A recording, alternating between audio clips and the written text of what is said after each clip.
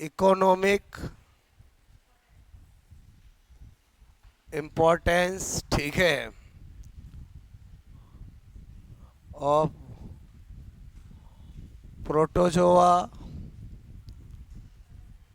Helminths, ठीक है, insect and Mollusca. Clear? तो मैंने आपको इंसेक्ट, एक्चुअली क्वेश्चन इंसेक्ट से आता है जो मैंने आपको कल बताया था। प्रोटोजोआ हेलमंथीज मोलस्का का अभी देख रहे हैं अपन। क्लियर? ऐसा सच मैंने आपसे कहा कि जरूरी नहीं है क्वेश्चंस आए, नहीं भी आए, क्योंकि हम एनिमल किंगडम जो पढ़ते हैं उसमें अल्टीमेटली सारे फाइलम वैसे ही आ जाते हैं। क्लियर? तो हमने कल जो पढ़ा था, 2 मिनट रिवाइज करूं, आपने पढ़ा बोलो, याद हुआ बोलो, और ईमानदारी से नोट भी किया वापस। क्लियर? ओके। और ये भी क्या करना है बोलो, आज के आज ही नोट कर लेना है। बात समझ में? तो क्या होगा, आपको ये पेज रखने की ज़रूरत नहीं होगी। ओके, ये केवल मैंने टाइम बचाने के लिए, क्योंकि ऐसा सच इसमें लिखने जैसा कुछ नहीं है। ओके, तो आपको, और लिखा भी मैंने ही है, बात समझ ना जो मैं। ओके, तो हम क्या पढ़ रहे हैं बोलो, economic importance of protozoa. Clear? तो पहला बोलो इकोनॉमी, पहले प्रोटोजोआ जानते ही हैं बोलो अच्छे से अपन। ओके, प्रोटोजोआ पहला यूज किया फूड। अब फूड कैसे हमारे लिए इकोनॉमी इंपॉर्टेंस बना, तो मैंने कहा देखो, इंसेक्ट के लार्वा, जैसे क्रिस्टेशियस लार्वा है, वर्म्स जो कीड़े होते हैं, वो क्या करते हैं, प्रोटोजोआ को खाकर जीवित रहते हैं। बोलो बात समझ में? वो कीड़े हैं, वो क्या खाते हैं, छोटे छोटे प्रोटोजोआ को खाते हैं। अब बोलो आपसे मैं कह रहा हूँ, इंसेक्ट को फिर कौन खाता है, फिशीज है, क्रैब्स है, केकड़े हैं, वो खाते हैं। और फिर इन मछलियों और केकड़ों को कौन खाता है, ह्यूमन खाता है। तो समझ गए बोलो, अल्टीमेटली ये भी क्या हो गई हमारे लिए, इंपॉर्टेंस हो गई। क्लियर? तो पहला पॉइंट समझ में आया बोलो, पहला पॉइंट समझ में आया बोलो। नंबर 2, अच्छा, फिश तो ध्यान है, क्रैब केकड़े भी खाते हैं, आपको पता है कि नहीं पता बोलो, डेफिनेटली खाते हैं। क्लियर? ओके, उसके बाद सिम्बायोटिक प्रोटोजोआ, बोलो सिम्बायोटिक प्रोटोजोआ इंपॉर्टेंट है बोलो। पहले तो सिम्बायोटिक का मतलब क्या होता है कि जिसमें दोनों को फायदा मिले। मैंने प्लस प्लस लिखा, मतलब समझ गए बोलो, प्लस प्लस का मतलब समझ गए। ओके, कि दोनों को फायदा मिले। उसके बाद मैंने कहा बोलो ट्राइकोनिम्फा और कोलिनिम्फा, ये ऐसे प्रोटोजोआ होते हैं जो टर्माइट, दीमक होता है, के गट यानी इंटेस्टाइन में रहते हैं। क्लियर? और सेल्यूलोज के क्या करते बोलो, डाइजेशन में क्या करते बोलो, हेल्प करते हैं। और इसी डाइजेस्टेड सेल्यूलोज से टर्माइट अपना एनर्जी गेन करते हैं। तो ये जो आपसे मैं कह रहा हूँ ट्राइकोनिम्पा और बोलो कोलिनिम्पा है, इनको रहने के लिए किसने आवास दिया बोलो, गट दिया बोलो, किसने दिया बोलो, इन दीमक ने। और इन्होंने दीमक के लिए क्या किया समझ में आया बोलो, कि दीमक के लिए एनर्जी का सोर्स क्या हुआ, कि बोलो दीमक आपको पता लकड़ी खाती है, लकड़ी में क्या होता है, सेल्यूलोज। तो वो सेल्यूलोज का बोलो जो है, मैंने कहा डाइजेशन में हेल्प कौन करेंगे, ये प्रोटोजोआ। बात समझ में आई बोलो आपको? क्लियर?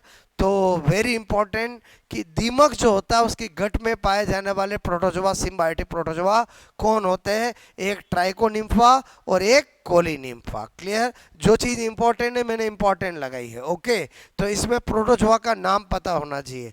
बात समझ में आई बोलो? उसके बाद तीसरा है इंसेक्ट बोलो कंट्रोल। कुछ प्रोटोजोआ इंसेक्ट की बॉडी में जाकर उससे न्यूट्रिशन लेना और इंसेक्ट को ख़त्म कर देना। ये तो प्लस माइनस वाले बात हुई, प्लस माइनस मतलब समझ में आया बोलो? तो इसका मतलब ऐसे को क्या करेंगे, पैरासाइटिज्म ऑफ इंसेक्ट्स। बोलो इस पूरी लाइन को मैं एक लाइन में छोटा सा लिखना चाहूँ तो क्या लिखूंगा बोलो, पैरासाइटिज्म ऑफ इंसेक्ट। समझ आओगे बोलो? ओके, कि खुद का फायदा लेना, जिसके पास गए उसका नुकसान कर देना, बोलो क्या कहलाता है, पैरासाइटिज्म ऑफ इंसेक्ट। क्लियर? हालांकि इकोलॉजी में सारी टर्मिनोलॉजी पढ़ी जाती है, कॉमेंसलिज्म क्या होता है, सिम्बायोसिस क्या होता है, पैरासाइटिज्म क्या होता है, बोलो सारा किस में पढ़ते हैं, इकोलॉजी में। क्लियर?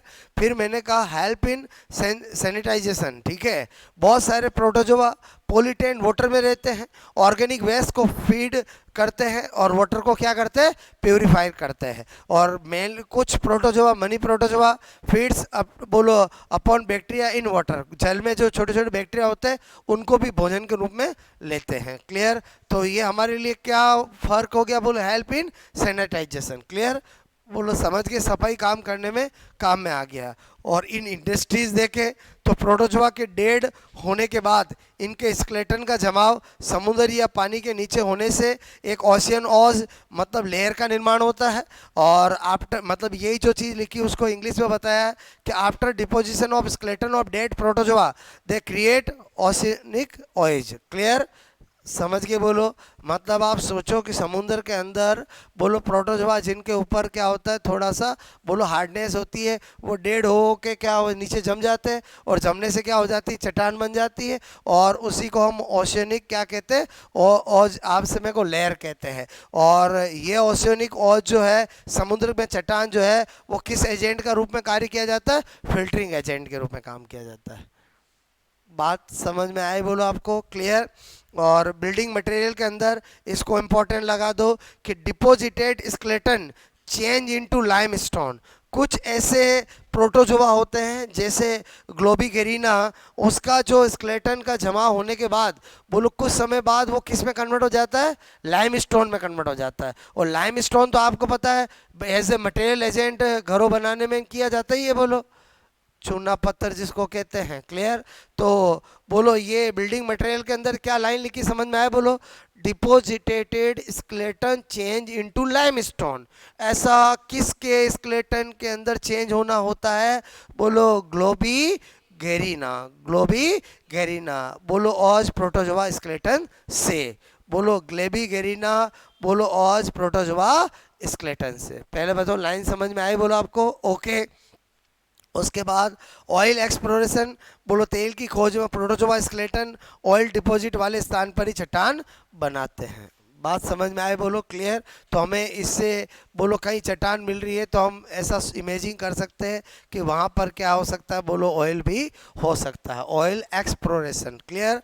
उसके बाद मैंने कहा कि बोलो साइंटिफिक बोलो स्टडी में होली ट्राइका प्रोटोजोआ पर बहुत सारे फूड और पॉइजन का टेस्टिंग इन्वेस्टिगेशन की स्टडी होती है। क्लियर? तो अल्टीमेटली मैंने आपको बोलो 4 ऐसे बताए जो आपको ध्यान रखने हैं।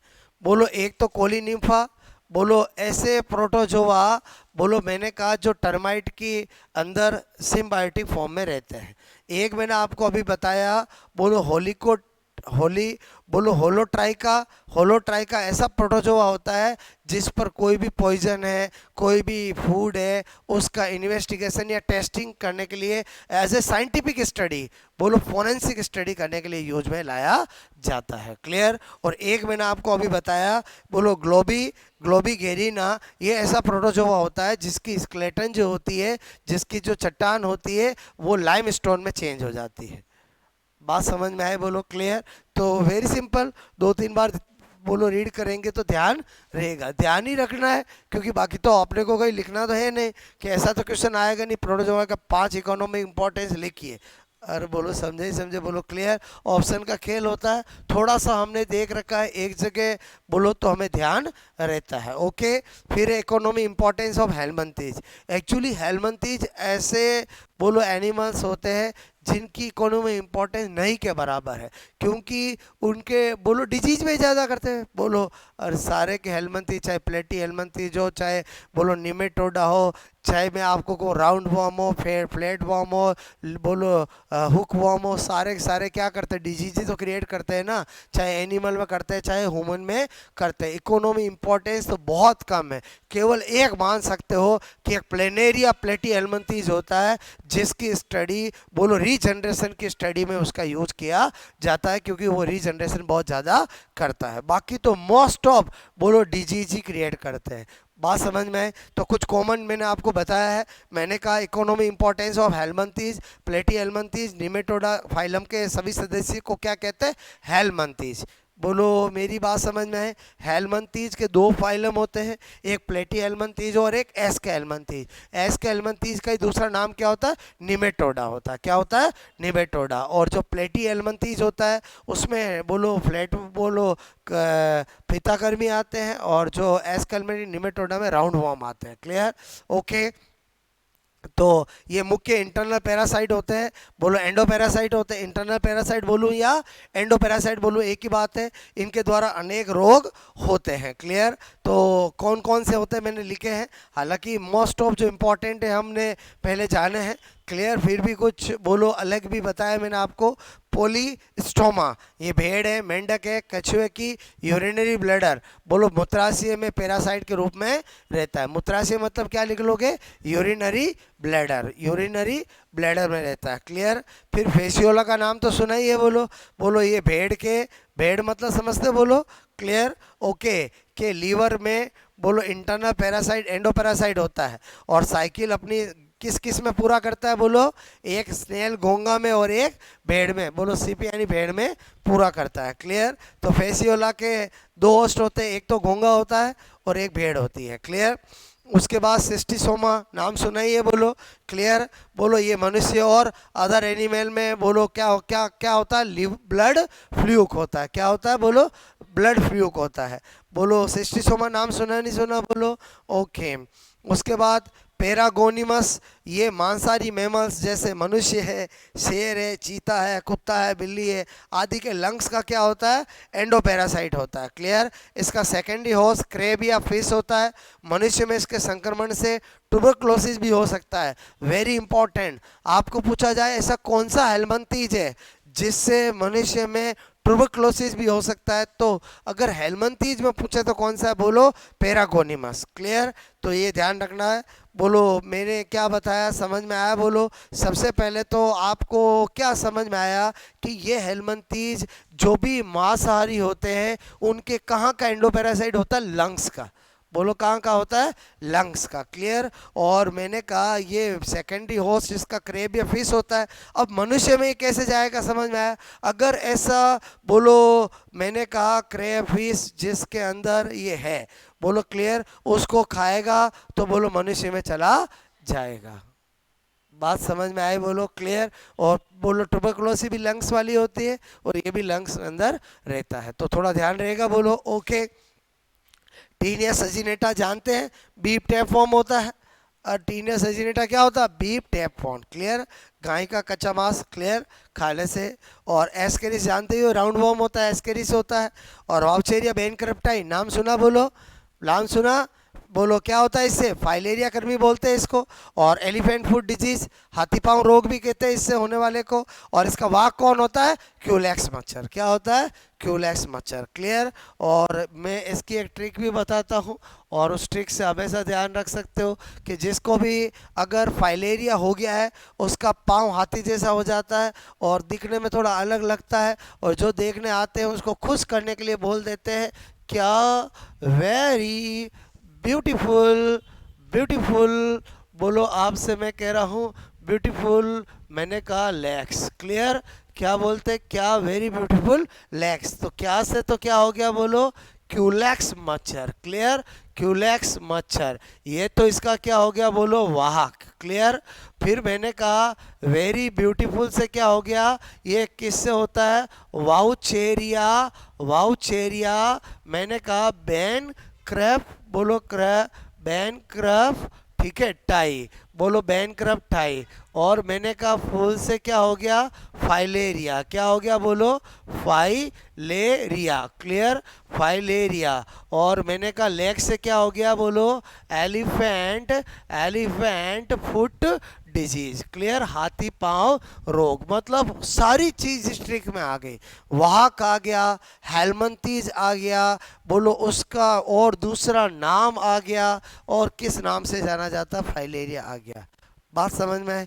और वेरी वेरी इंपॉर्टेंट, अक्सर इससे क्वेश्चंस आते हैं। क्लियर? तो ध्यान रहेगा बोलो? ओके। उसके बाद अगर नहीं पता हो तो नोट कर लेना। क्लियर? क्या ट्रिक बताई बोलो? क्या वेरी ब्यूटीफुल लेग्स। और ये जो हम लॉजिक ट्रिक सीखते हैं, ये जैसे आप रिवाइज करोगे ना आपके दिल दिमाग में बैठ जाएगी। क्लियर? मतलब आपको कभी भी देखोगे आपको याद आ जाएगी। कभी कभी हमें लगता है कि हम बहुत सारी ट्रिक्स अलग अलग टॉपिक में पढ़ते हैं, हमें याद आएगी कि नहीं आएगी। बोलो वो याद आ जाती है जब हम रिवाइज करते हैं। जब हम चीज़ें रिवाइज करते हैं उससे पहले हम थोड़ा सोचते हैं कि बोलो एक बार रिवाइज करने के बाद जब सेकंड टाइम रिवाइज करते हैं कि यार यार इस टॉपिक में क्या क्या ऐसी चीज़ है जो मुझे याद है, बोलो तो आप जब बोलो रिकॉल करते हो तो आपको मोस्ट ऑफ चीज़ें याद आने लगती है, और बिना वापस रीड किए याद आने लग जाए मतलब वो आपके माइंड में क्या होगी, स्टेबल हो गई। फिर आपने अगर एक दो बार रिवाइज कर लिया, फिर आपने नहीं भी देखा तो भी ऑप्शन देख के याद आ जाता है। मतलब एग्ज़ाम से पहले आपका इतनी बार गेम खेला हुआ होना चाहिए। बात समझ में? हमारा माइंड सही टाइम पे तभी काम करता है जब वैसा हमने बहुत बार कर रखा होता है। बोलो नहीं कर रखा होता है तो क्या होता है, डायरेक्ट एग्ज़ाम में करते हैं तो वो माइंड जो है वो इजीली काम नहीं करता है। ओके, तो आई थिंक मेरी बात समझ में आई। बोलो उसके बाद मैंने आपसे कहा, बोलो रेप्टिटाइड्स, ये भी वेरी इंपॉर्टेंट लिखा लोगे। क्लियर? ये पैरासाइट मानव के मल और फीमेल की वेजाइना में रहता है और संक्रमण फैलाता है। ड्रैगनकुलस मेनिन, बोलो सिस पहले ही बता चुका हूँ। बोलो इसको हम नारू रोग होता है, इससे गुनिया वॉर्म कहते हैं इसको। बोलो क्लियर? और इसका पर्पोसी कौन होता है? बोलो साइक्लॉप्स होता है। कौन होता है? बोलो साइक्लॉप्स। क्लियर? ड्रैगनकुलस कौन होता है? ड्रैगनकुलस। बोलो, और ऐसा हेलमंथी जो क्या डिजीज क्रिएट करता है? नारू रोग। क्या करता है? नारू रोग। लिख लो नारू रोग। बोलो क्लियर? और घुनिया वॉर्म भी कहते हैं, और नारू रोग इससे होता है। अब तो नहीं होता, पहले बहुत कॉमन था। बोलो लोग गांव में इससे इतने परेशान होते थे क्योंकि तालाब का पानी पीते थे। तालाब के पानी पीते थे तो क्या होता था, बोलो इसके लार्वा, इसके बोलो एक बोलो डायरेक्ट बोलो ह्यूमन में चले जाते थे, और फिर क्या करते थे वो वहाँ पर एडल्ट में बदल कर बोलो इस हेलमंथीज को कर देते। फिर ये हेलमंथीज क्या करता था, बोलो इसको तो बाहर निकलना है तो क्या करता है, स्किन पे जगह जगह फोड़ा करता था और फिर उसे मुंह निकालता था। क्लियर? तो फिर उसको निकालने के लिए एक्सपर्ट्स होते थे जो इसको बिना तोड़े पूरा बाहर निकालना होता था। क्लियर? क्योंकि ब्रेक हो गया तो ये अंदर क्या करेगा, वापस हो जाता था। क्लियर? मेरी बात समझ में आए? बोलो क्लियर? तो ड्रैगन कुलरिस, ठीक है, मेडिंसिस, ओके, गुनिया पॉम, और इसका पर्पोसी कौन होता है? बोलो पर्पोसी कौन होता है? बोलो साइक्लॉप्स। समझ गए? बोलो ओके। और लोआ लोआ सुना कभी? बोलो लोआ लोआ, कि आई वॉर्म के नाम से भी जाना जाता है। ये हेलमंथीज किसको इन्फेक्ट करता है? आँख को। क्लियर? तो आपको पूछा जाए बोलो आई वॉर्म के नाम से कौन जाना जाता है? लोआ लोआ। क्लियर? तो ये हालांकि हेलमंथीज डिजीज़ जो है वो हम पहले अच्छे से बोलो मैंने डिजीज़ वाले पार्ट में बताया। क्लियर? फिर मैंने कहा इकोनॉमी इंपॉर्टेंस ज़्यादा कुछ है नहीं, बट एक स्पेशल नोट लिखाया है। प्लेनेरिया बोलो को लैब में रीजनरेशन के स्टडी के लिए यूज में लाया जाता है। बोलो किस में यूज में लाया जाता है? बोलो प्लेनेरिया। यहीं पर आप और एरो करके लिख लेना, प्लेनेरिया, ठीक है, प्लेटी हेलमंथीज, प्लेनेरिया प्लेटी हेलमंथीज का सदस्य होता है, का सदस्य होता है। क्योंकि एक्चुअली क्या होता है, एक है बोलो आपका हाइड्रा, मतलब जो आपका सिलेंट्रेटा है उसमें भी इस नाम का एक रहता है, इसलिए मैं बता रहा हूँ। ये प्लेनेरिया जो मैं बता रहा हूँ वो प्लेटी हेलमंथीज का सदस्य है। इट मीन्स अर्थात फ्लैट वॉर्म है, अर्थात फ्लैट वॉर्म है, फीता कर्मी है। क्लियर? ओके। और इस प्लेनेरिया की क्या खासियत है? ये नॉन बोलो पैरासाइट होता है। क्लियर? लिखोगे ये नॉन पैरासाइटिक प्लेटफॉर्म होता है, नॉन पैरासाइटिक प्लेटफॉर्म होता है। समझ आओगे? बोलो ज़्यादातर प्लेटफॉर्म कैसे होते हैं? पैरासाइटिक होते हैं। ये जो प्लेनेरिया जो रीजनरेशन की पावर ज़्यादा होती है, बोलो वो क्या होता है? नॉन पैरासाइटिक प्लेटफॉर्म होता है। क्लियर? फिर लिख लोगे ये फ्रेश वाटर प्लेटफॉर्म होता है। क्लियर? फ्रेश वाटर प्लेटफॉर्म होता है, फ्रेश वाटर प्लेटफॉर्म होता है, प्लेटफॉर्म होता है। समझ आओगे? बोलो ओके। तो ये एक इकोनॉमी इंपॉर्टेंस है, बाकी तो सारे क्या है? बोलो ये पैरासाइट है। तो एनिमल चाहे ह्यूमन हो या अदर एनिमल हो, बोलो गाय हो, भैंस हो, भेड़ हो, सुअर हो, सबको क्या करता है? परेशान ही करता है। क्लियर? उनमें डिजीज ही क्रिएट करता है। फिर इकोनॉमी इंपॉर्टेंट हो मोलस्का।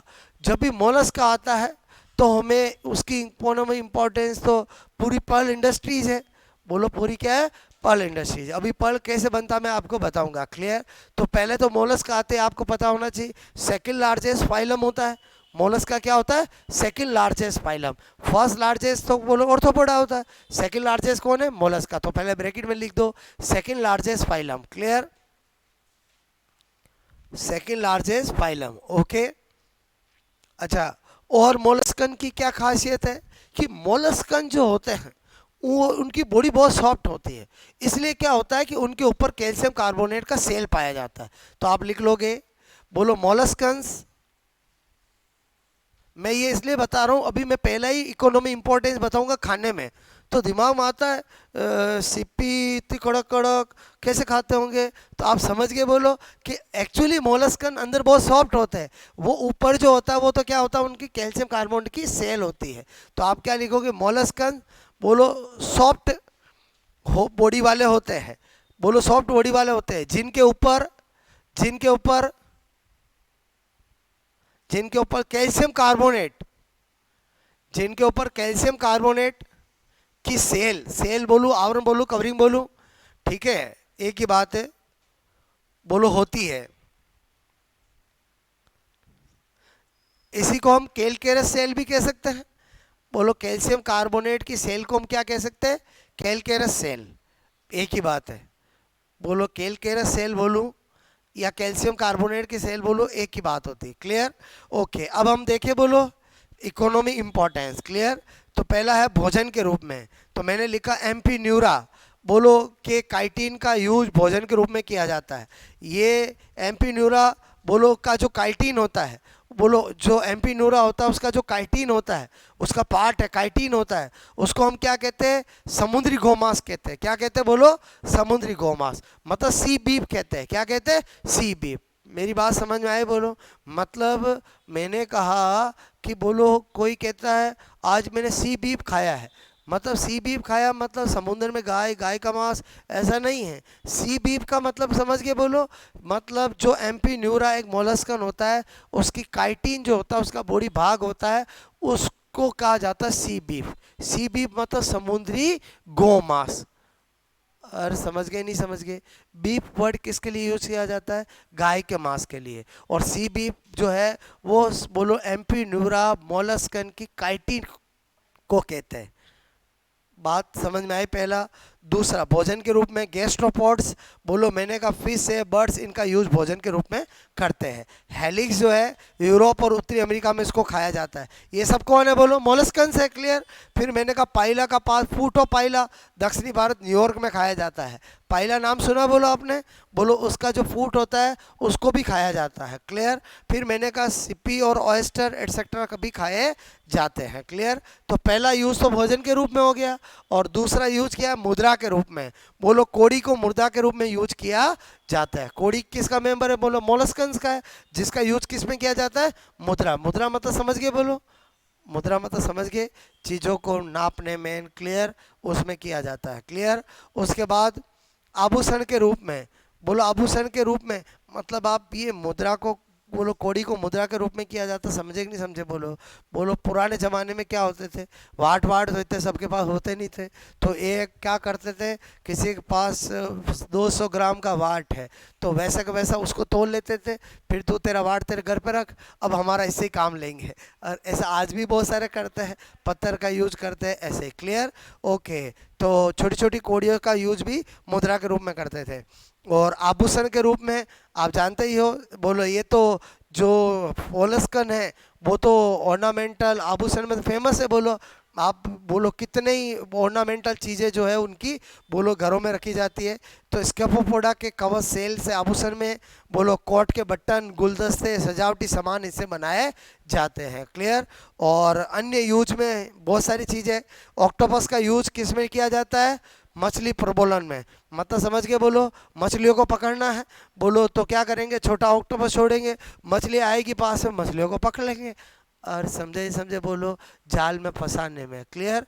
समझ के बोलो, ये प्रलोभन समझ आओगे, बोलो। ओके, नहीं समझ में आया ब्रैकेट में लिख लो, मछलियों को जाल में फंसाने में। क्लियर? ओके, उसके बाद ऑक्टोपस जानते हो, डेविल फिश बोलते हैं ऑक्टोपस को, क्या बोलते हैं, डेविल फिश। क्लियर? फिर है गैस्ट्रोपोड्स, बोलो कि साई ग्रंथि से रंग बनाए जाते हैं। बोलो कौन सा गैस्ट्रोपोड, नाम लिखा मैंने, बोलो लिख लोगे म्यूरेक्स। कौन सा, बोलो साई किससे मिलती है, म्यूरेक्स, इससे साई ग्रंथि होती है। बोलो म्यूरेक्स, मोलस्कन्स होता है म्यूरेक्स, ठीक है म्यूरेक्स।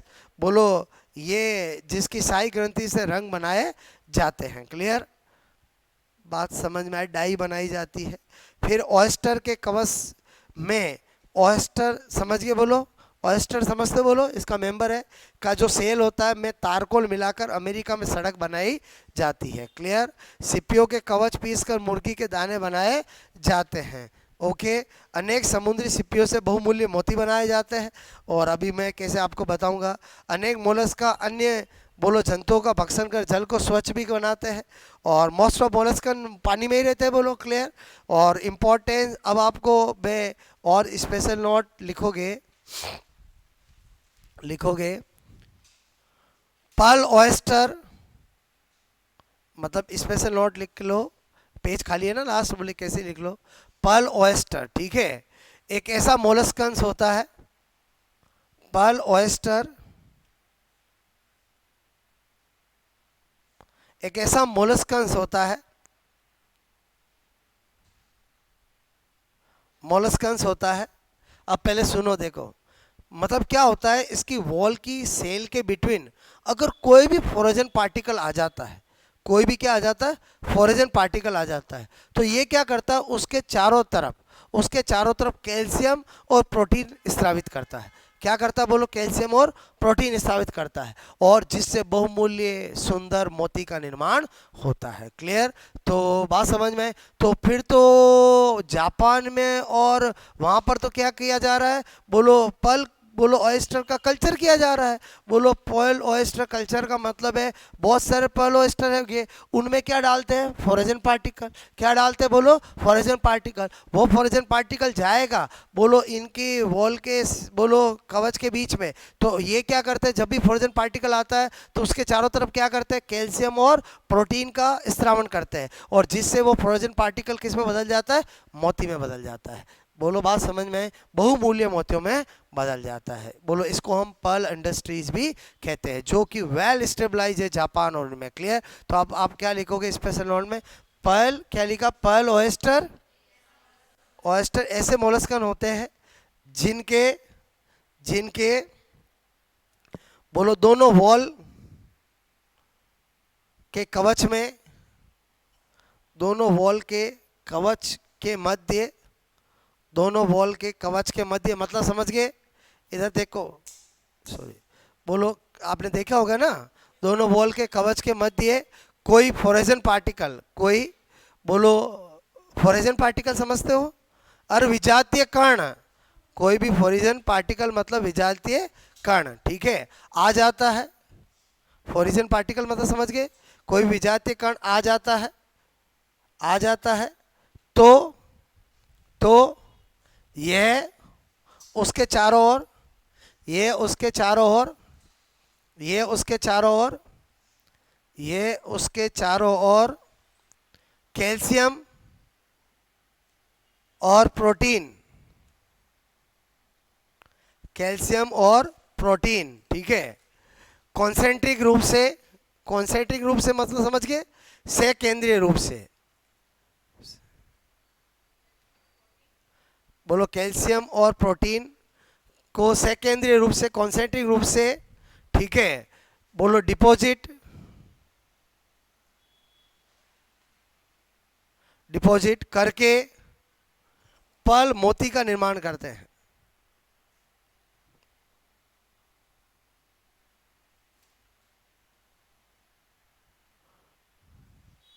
ठीक है, नेक्स्ट पॉइंट लिखोगे, नेक्स्ट पॉइंट लिखोगे इसी में जापान, ठीक है, जापान और चाइना, जापान और चाइना में